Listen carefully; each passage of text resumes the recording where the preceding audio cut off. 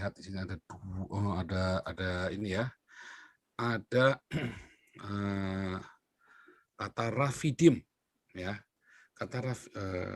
Sebentar sebelum kita masuk ke terminologi, kalau kita membaca Perjanjian Lama, kita membacanya dengan metafora ya.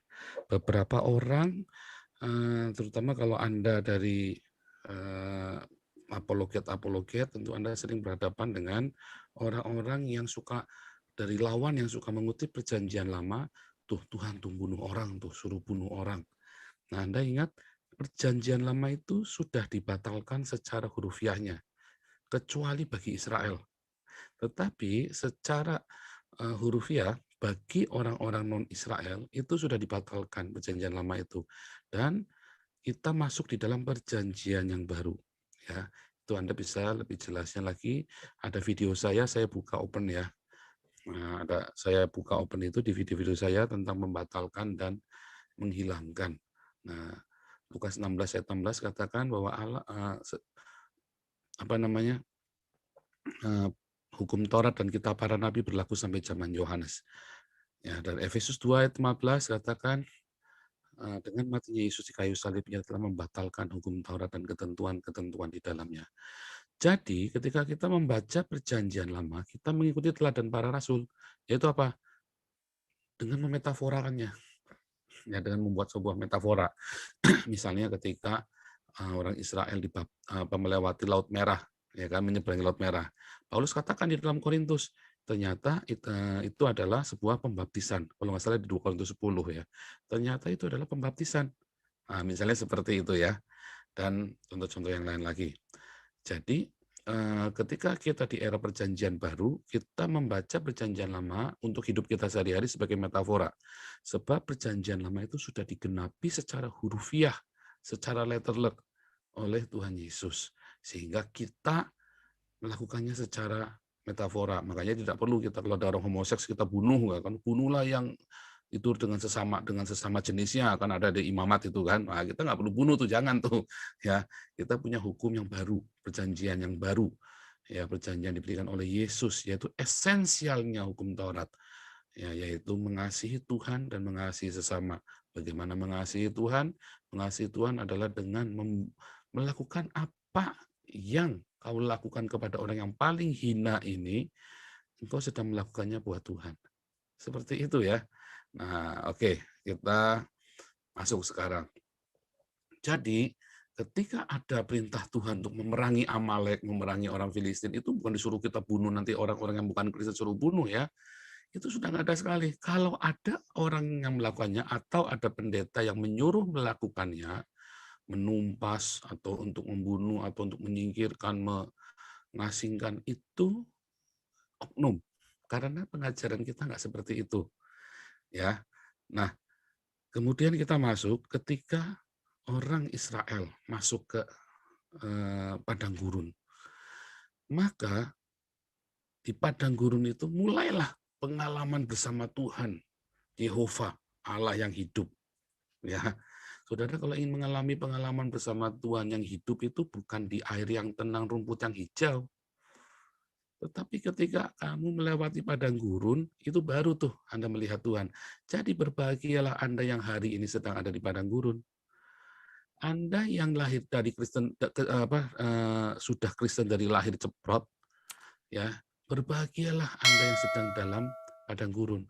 Karena di padang gurun ini kamu akan melihat tangan Tuhan yang teracung. Engkau akan melihat air yang keluar dari batu karang. Engkau akan melihat musuh-musuhmu dikalahkan. Engkau akan melihat mana yang datang setiap hari. Kasih Tuhan tak berkesudahan, tak habis-habisnya rahmat-Nya, selalu baru setiap pagi. Baru setiap pagi. Ya, Ratapan 3 ya 2223. Ya, itu benar-benar kamu akan ngalamin, melihat dengan matamu. Kamu akan melihat bagaimana kasutmu itu nggak lapuk, pakaianmu itu nggak lapuk selama 40 tahun di padang gurun. Kamu akan melihat banyak pertolongan Tuhan dan mujizat-mujizat ketika tiang awan dan tiang api berjalan di depanmu. Itu cuma ada di padang gurun. bukan di air yang tenang dan padang rumput yang hijau. Di padang yang rumput yang hijau, kamu cuma makan kenyang dan tenang air jiwamu. Tetapi di padang gurun kamu akan lihat kemuliaan Tuhan. Kamu akan lihat Jehovah Nisi. Nah, di ayat yang terakhir tadi, Ibu Nerliana tolong bacakan Keluaran 17 tadi, ya, ayat yang ke-15. Keluaran 17, ya, ayat 15. Keluaran 17 ayat yang ke-15, demikian bunyinya. Lalu Musa mendirikan sebuah mezbah dan menamainya Tuhanlah panji-panjiku. Nah, lalu Musa mendirikan sebuah mezbah dan menamainya Jehovah Nisi. Itu ya, dari situ ya. Kemarin kita udah belajar Jehovah Jireh, Jehovah Roy, Jehovah Rafa. Nah, ini Jehovah Nisi. Ayat-ayatnya diingat-ingat ya. Jadi kalau saudara lagi doa, ingat-ingat ayat itu akan membuat jadi rema dalam hidupmu. Nah, kita masuk. Di situ ada sebuah tempat namanya Rafidim. Rafidim adalah sebuah tempat di padang gurun yang artinya to make, ya, membuat sesuatu, membuat. Nah, saudaraku, ketika mereka di Rafidim, ya, dan mereka itu di tengah-tengah padang gurun, ya, dan orang-orang Amalek menyerang mereka. Amalek ini keturunannya Esau, ya. Esau itu orang yang tidak menghormati hak kesulungannya, sehingga ia kehilangan hak kesulungan berkat ilahi yang harusnya dia peroleh, tetapi dia jual kepada adiknya, Yakub, hanya demi semangkuk kacang merah, demi hawa nafsunya dia. Ya, dan dari Esau inilah lahirlah orang-orang Amalek, orang-orang yang kejam ini. Kata Amalek sendiri artinya itu susah payah. Ya, kalau Anda ingat, ya, dengan susah payah engkau akan mencari makananmu. Ya, susah payahmu waktu melahirkan, itu susah payah, itu kata susah payah. Ingat ketika Adam dan Hawa diutus keluar dari Eden ke bumi, ya, susah payah.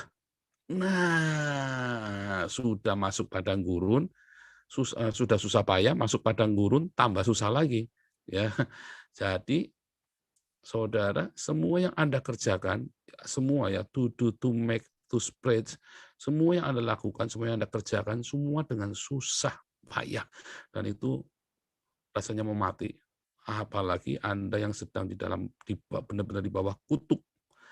Ya, ada yang akhirnya ya, saya tidak setuju dengan teologi kemakmuran, tetapi ada satu prinsip. Kalau engkau mintanya berkat, berkat, berkat, berkat, berkat, berkat, maka berkat itu akan membawamu ke neraka. Berkat tanpa salib itu akan membawamu ke neraka. Tapi kalau kamu salib, salib, salib, salib, salib terus, jangan-jangan kamu lagi di neraka. Iya. Jadi hati-hati, jangan bilang biar susah di bumi yang penting senang di surga. Hati-hati juga ya, jangan susah di bumi. Lakon pertama kalah, akhirnya mati, kan gitu kan?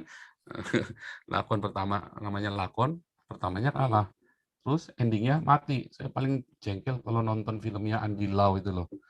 Saya pikir, lakon pertama kalah, aku seneng. Endingnya apa? Mati. Wah, itu saya jengkel banget, udah nggak mau nonton lagi. Kan gitu filmnya Andi Lau kan endingnya mati semua dia. Menyebalkan sekali. Nah, itu lakon pertama kalah, akhirnya mati. Nah, jangan sampai begitu ya. Jangan sampai Anda berkata, oh, saya tidak mendukung teologi kemakmuran yang berkat, berkat, berkat, berkat, perpuluhan, biar berkat, perpuluhan, berkat. No, no, no. Tiada berkat tanpa salib. Ya, tiada berkat tanpa salib. Tapi hati-hati kalau kamu disalib terus nggak ada berkat. Saya yakin kamu sedang ada di neraka. Nah, oke. Anyway, kapan-kapan kita bicara itu. Nah, hari ini, saudaraku, hari ini kita lagi di padang gurun nih ceritanya. Saat-saat ini, berapa banyak Anda sedang ada di padang gurun? Rasanya benar-benar seperti di padang gurun. Nggak ada yang nolong, sendirian, mau teriak pun malah disalahin, mau lewat ke saudaranya, ke wilayahnya Ismail, lewatnya Amalek, mereka kan dulu saudaranya, ke wilayah orang Edom, ya kan? Dulu kan mereka saudaranya. Tapi ketika mereka mau lewat, malah diserbu. Ketika minta bantuan sama saudara-saudaramu, malah dimaki-maki, bagus dikasih, dimaki, ya masih dimaki, masih dipuntir-puntir kepalanya, masih banyak ya. Makanya Tuhan bilang apa, jangan andalkan manusia, terkutuklah orang yang mengandalkan manusia. Jangan ya, dalam susah payahmu pun jangan andalkan manusia, teriak sama Tuhan. Kemarin sudah diajarin, Jehovah Jireh. Jangan abang Jireh, jangan ya, jangan abang Jaireh, jangan abangku Jaireh, jangan koko Jaireh, om tante Jaireh, jangan, tapi Jehovah Jaireh, Tuhan Yesus yang menyediakan, bukan om tante papa mama, bukan abang adik, bukan ya. Ya, Jehovah Jireh, Tuhan yang sediakan. Jehovah Roh itu yang gembalakan kita. Ya. Jadi ketika kau lagi di padang gurun sekarang ini, kesusahan, susah payah, semua susah payah. Ya, apa kepala jadi kaki, kaki jadi kepala, banting tulang, bukan cuma tulang dibanting, banting semuanya, dibanting semua ya, banting kepala, banting tengkorak, banting semuanya deh pokoknya. Capek hati pokoknya. Hasilnya sedikit. Ya, udah sedikit, masih lagi diserang sama sana sini. Oh, jangan takut ya, jangan takut. Ketika Musa mengangkat tangannya, ya, dia angkat itu tangannya, maka segala kesusahan itu, segala yang sulit-sulit itu dihalau. Doa ya, berdoa sama Tuhan. Di padang gurun itu saatnya kamu berdoa sungguh-sungguh. Makanya Yesus dibawa ke padang gurun 40 hari 40 malam. Dibawa ke padang gurun. Saat kamu lagi di padang gurun puasa, Pak saya mak, jangan bilang mak. Mak itu sembuh kalau kamu puasa, percaya deh. Puasanya yang benar, bukan lagi puasa bukannya apa sahurnya jam 6, bukannya jam 12 siang pakai sate babi. Jangan. Itu namanya bukan puasa, itu enggak puasa, itu makan jam 6, makan jam 12 itu namanya normal. Puasa juga bukan kamu makan jam 6 pagi, buka jam 3 sore. Bukan juga, itu namanya nunda makan, terlambat makan. Puasa itu bukan buka jam 6, sahur jam 6, makan jam 6 sore. Terus habis jam 6 sore nanti jam 10 malam makan lagi, jam 2 pagi makan lagi. Itu namanya menunda jam biologis. Ya. Sama kan, makanya sehari 3 kali malah tambah banyak. Puasa itu bukan menunda atau menukar jam biologis. Puasa yang diajarkan oleh Tuhan Yesus 24 jam makan cuma sekali. Anda boleh minum air putih saja, dan cuma sedikit. Tapi kalau Anda sedang sakit, minum air putih yang banyak. Air putih ya, bukan Coca-Cola, bukan kopi, air putih. Nanti malah minumnya Johnny Walker lagi. Ya, lagi puasa minum Johnny Walker, paumpakan kamu. Barangan. Puasa itu 24 jam cuma makan sekali. Ya. Latihan, bukan ditarget, latihan. Dan kalau buka jangan berat-berat. Kalau berat-berat nanti nggak kuat. Kalau buka, kalau Anda mau puasa panjang ya 3 hari misalnya kan, puasa 3 hari 24 jam, 3 hari berturut-turut. Makanya jangan berat-berat. Bukanya itu pakai sayur aja sama tempe. Nasi sayur sama tempe, teh manis panas. Jangan bukanya pakai sate babi homba sama koloke. Waduh, dijamin malamnya Anda melintir itu perutnya itu. Jangan ya. Jangan, puasa itu yang sehat. Nah, nanti malah makin sembuh. Ya, saya sudah ngalami sih, saya sudah ngalami dan banyak orang sudah kesaksian ngalamin ya. Nah, puasa ya di padang gurun itu puasa. Berdoa, angkat tanganmu kuat-kuat. Kadang-kadang kita mau doa saja di padang gurun kayak saya dulu ya, padang gurun kami di padang gurun itu rasanya itu aduh sengsara sekali. Jangankan mau angkat tangan mau doa Tuhan, sampai sudah nggak tahu doanya apa, cuma diem saja nggak enak. Dalam pikiran saya cuma apa? Doa Bapa kami. Akhirnya saya cuma bisa doa Bapa kami saja. Kayak baca mantra. Saya doa Bapa kami bisa ratusan kali sehari ya. Saking udah nggak ada ide mau doa apa, itu kepalanya itu blank. Udah nggak ada ide, kelu. Jadi cuma doa Bapa kami, anak kita keluarga cuma doa Bapa kami. Kalau lagi kumpul kita doa, kita bingung mau doa apa. Akhirnya kita doa Bapa kami berkali-kali, diulang-ulang doa Bapa kami, karena kita sudah nggak bisa doa lagi.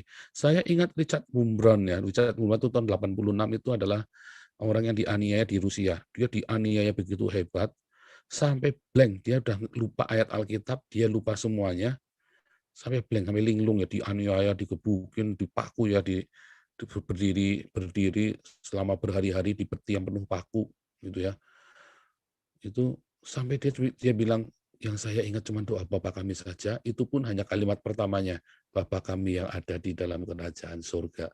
Dia bilang begitu, aduh kasihan banget. Saya ngerasain untung saya masih bisa genep Bapa kami sampai selesai. Saya masih lebih baik dari dia.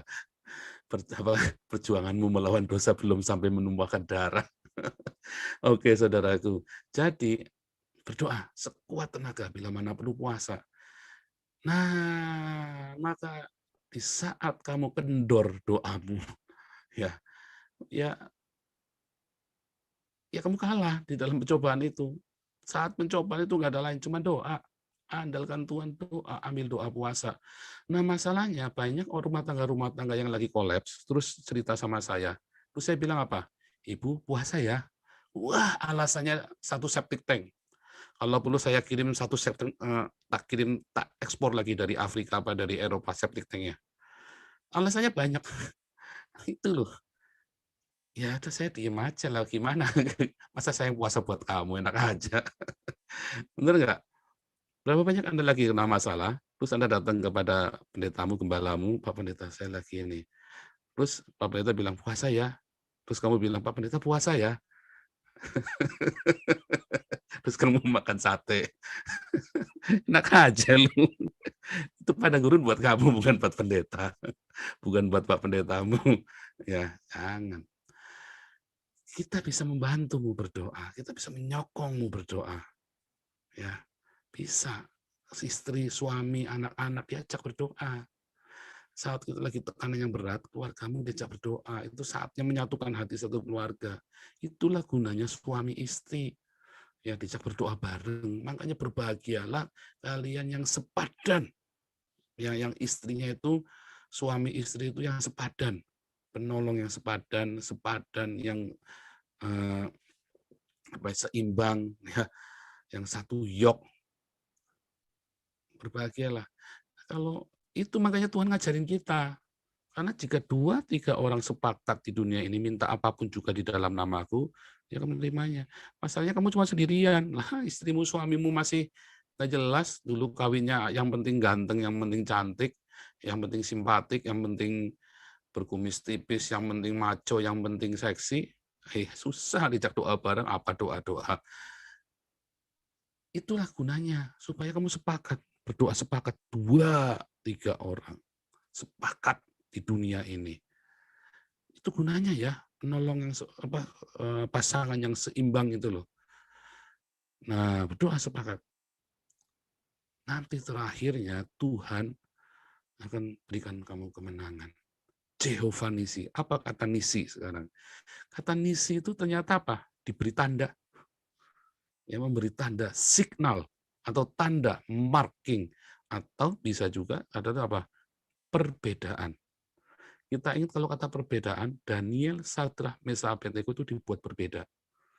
Kita ini berbeda dari bangsa-bangsa lain, kita ini berbeda dari umat-umat lain. Tuhan memberikan dan akan menunjukkan perbedaan itu saat kita naik ke gunung Tuhan, saat kita angkat tangan kita kepada Tuhan, angkat tinggi-tinggi tangan kita kepada Tuhan. Di situ Tuhan membuat pembedaan, di situ Tuhan membuat tanda bagi kita. Diberi tanda kita itu.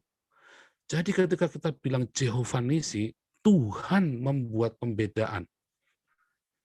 Kalau Anda selama di padang gurun, semua mengalami padang gurun, tapi di padang gurun itu Anda akan selalu berkemenangan. Jadi bukan selalu keok, selalu kalah, selalu pecundang. Enggak, di padang cari Tuhan, pegang Tuhan erat-erat. Tuhan akan memberikan pembedaan itu. Tuhan akan memberi tanda dalam hidupmu, ini berbeda, ini umatku. Dibedakan. Ketika orang lagi susah payah di masa COVID, Tuhan akan memberikan pembedaan. Ketika kamu lagi susah, dipecat, di PHK segala macam, Tuhan akan berikan pembedaan.